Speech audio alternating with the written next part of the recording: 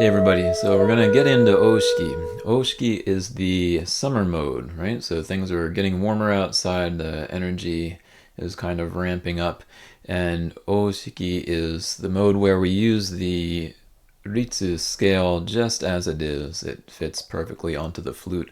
So let's go ahead and get into that. Oshiki, the summer mode. Here's our fingering chart here. Let's start by getting a tsutsune, okay?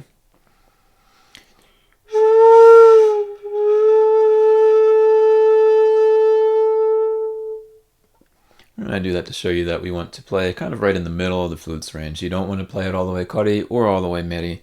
You should be able to kind of move in either direction from where you're playing. And that'll give you kind of a nice tone color and an unstrained sound as you play through. It's the same for kind of old style shakuhachi as well. We don't play kari, you just play right in the middle of the flute's range. You get a nice kind of warm, stable sound right there. All right, so fu at the right of the fingering chart is all holes closed.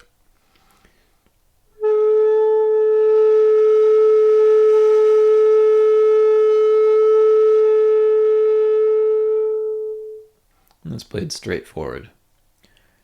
Lift up the bottom finger, which is hole number 5 in Hitoyogiri terms, for hole, and you should have a slightly meri feeling from fu to hole.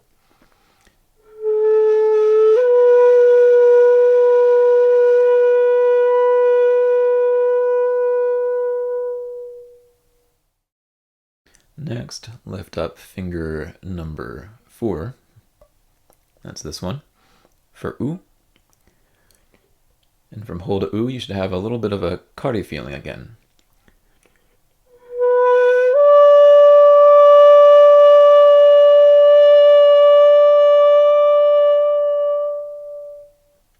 Lift up finger 3 for e. U to e should be pretty straightforward, not much adjustment there.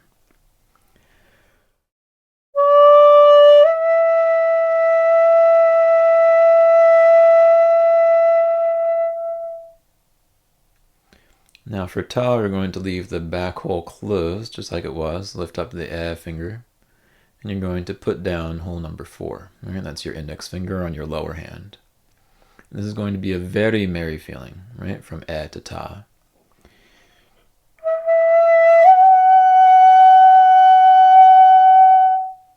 Everybody, when they start playing Hitoyogiri, they should play this. Everybody plays this way too high, so don't do that. Or if you're doing it, just realize that you're doing it, and eventually, hopefully, you'll stop.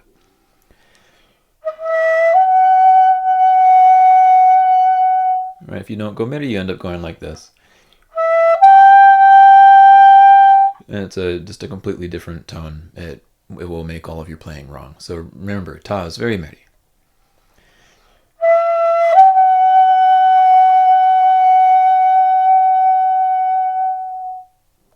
Chi is just hole 1 open, right? We call this hole 1 in Hitoyogiri terms. Your upper index finger is open.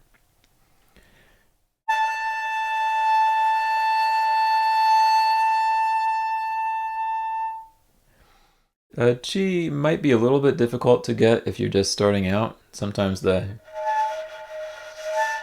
do something like that, something kind of unstable. Put a little power into your lower abdomen. You don't have to blow hard, you just have to blow stable, right? Feel these muscles kind of firm and supporting your breath. And it'll come out nice and clean. The same tone can also be played with the ri fingering, which is the opposite, right? Chi, ri. Hole 1 goes down, everything else is open. That's why we call this hole number 1, right? Because the opposite fingerings produce the same pitch. Chi, ri.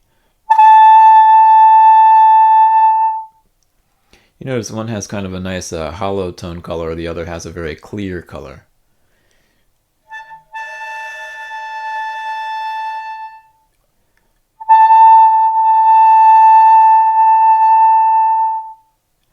Right, and we can use these somewhat interchangeably as we're playing the pieces. So you may see me through the Oshiki mode kind of switching these up a little bit. Even though chi is written, you can still use ri if you prefer.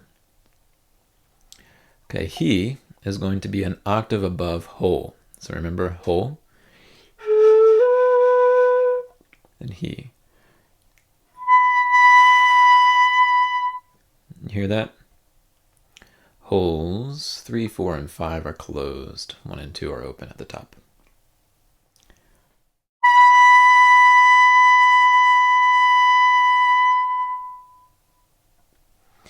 And now Jo, we usually don't use Jo, but since we've got it on our fingering chart, let's go ahead and use that too. It's the leftmost one. That's the upper 2 holes are closed. That's 1 and 3 in Hitoyogiri terms. Bottom 2 holes are open. Top hole in the back is open as well. Right, nice and kari, strong breath, stable, supported by your lower abdomen. Engage those muscles.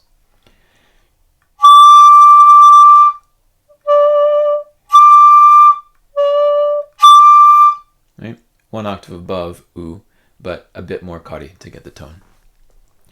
All right, so let's focus on fu ho u e ta chi. Those are the main ones that we'll be using here.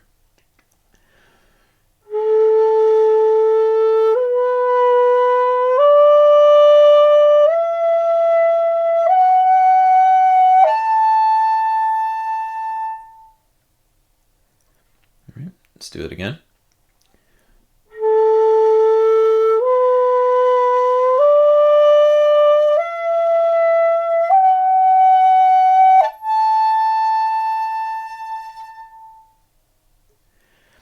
Now, we are told by Sosa to not let our sound get dented, right? He says, if you don't move meri-kari and you just play,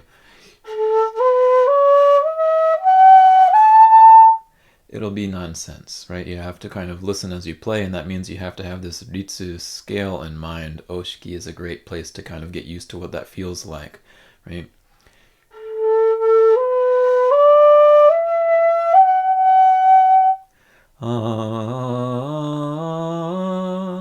There's 2 tones, a wider interval, and then 3 tones that are also equidistant.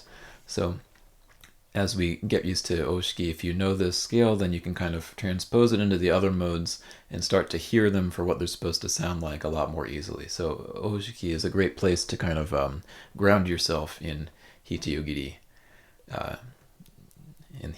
land, right? Let's play Fuho U E Ta Chi again.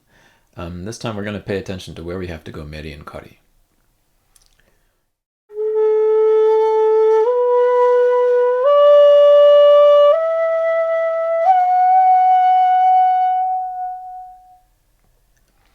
Right, so the way I think about it is that ho and ta are meri. If you think, okay, ho and ta are going to be meri, then you can get a pretty good sense of what you need to do in this mode.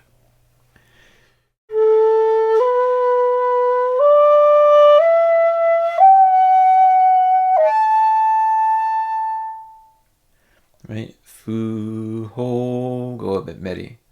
Ho to u is a larger interval. We'll have to go kari to get back up to u.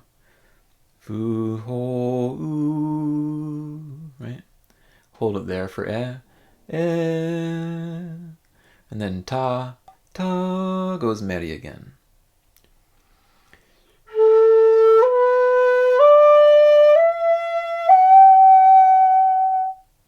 And then to chi also back kari, right? So if you're going from ho to the tone above it, you have to go back kari again because ho is meri.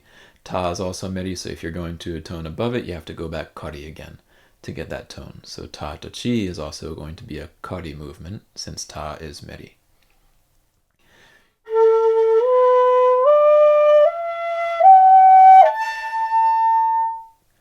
Right, and then the reverse is true for going from the upper part of the scale to the bottom.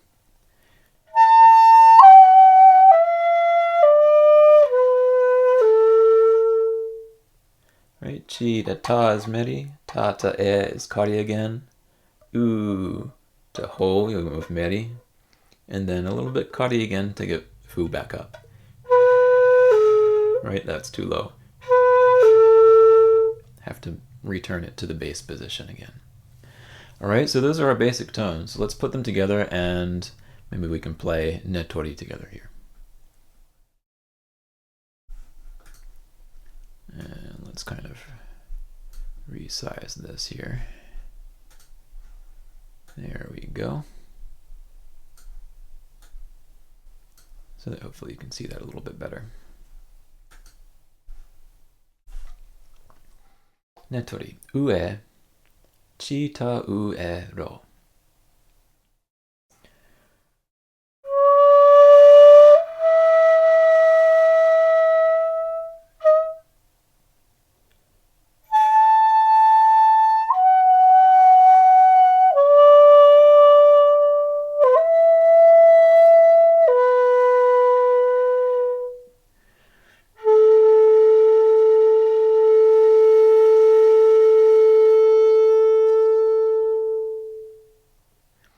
All right, you may have some questions, and hopefully I'll be explaining them momentarily.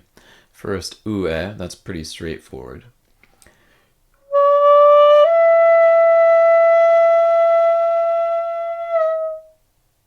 All right, the e has an ori mark, which means we kind of break off the tone.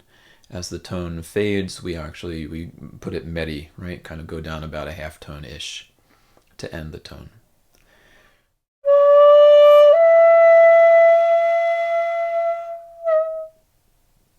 Then we start with chi. You can also use the re fingering here if you want to. Some people find that a little bit easier to start out with. And again, chi, when it's written on a score, it can refer to either, so you can actually take that either way you want.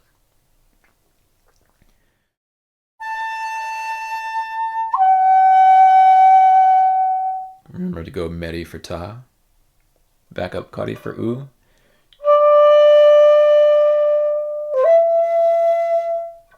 Right, from oo to e, you'll notice I didn't do a normal e, right? I played oo, and then I put down my lower index finger before lifting up hole 3. This is called a korobu yubi, and it happens in this pattern ta u e ro. We do it, so it's just something that you kind of have to know. It's not indicated directly on the score.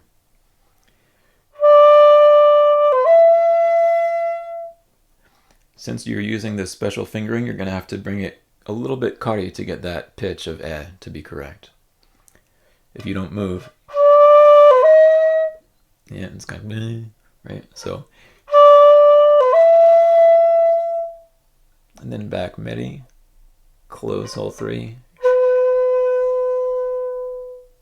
And you'll say, Nick, wait a minute, that's ro, what happened to ho?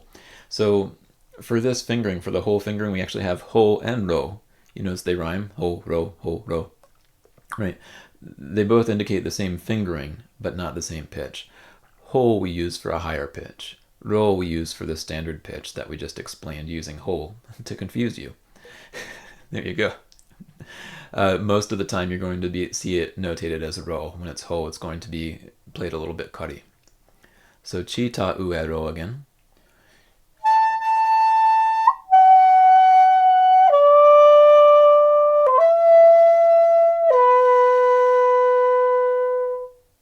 And then that line at the bottom is telling you played tsutsune. Tsutsune is all holes closed. It's the pipe sound, right, of everything closed.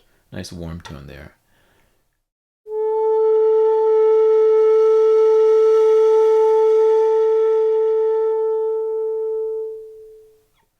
Right, we'll be ending every tone, every piece we play is going to be ending with a tsutsune because that is Oshiki, and the Oshiki mode likes to end on the Oshiki tone, which is about a half step below a modern A, roughly speaking. Although we're not, we don't have microscope ears in the Hitoyogiri world, so that doesn't have to be precise. It's just a guideline for where these flutes comfortably play and what they were aiming at back in medieval Japan. Let's play Netori again.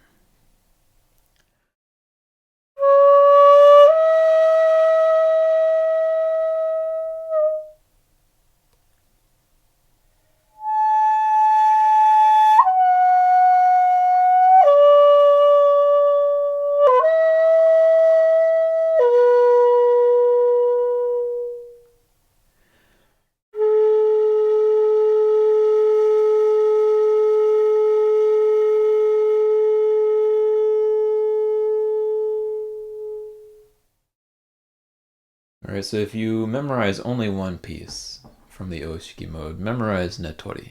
If you have Netori in mind, then you also have the scale in mind, and that's the point of Netori. It's to literally take the tones and put them from your mind into the flute.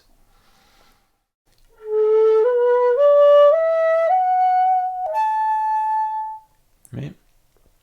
If you've got that Netori, then you know what it's supposed to sound like. You play Netori and then you play a piece, and you're kind of ready with the tones to play the piece. Because as we said at the beginning, if you don't know the tones you're playing, it's meaningless. These are just fingerings. You have to know the tones that you're playing. They have to be in your mind as you're playing them. That's the key to playing Hitoyogiri and to playing shakuhachi, in fact. We're used to modern instruments that kind of do the exact tone right as we're playing them, but that's not the point. Hitoyogiri and shakuhachi as well are meant to be played while listening deeply to your own sound. If you're not listening to your own sound, you play something that's meaningless. If you're listening, you actually kind of know what you're playing, and you mean what you're playing, and it's got a special presence to it that just isn't there when the instrument is doing all the work for you. So this is a really special thing, and I hope you continue to enjoy it together with me, and by yourself, and with other people as well. Take care, everybody. Have a good summer.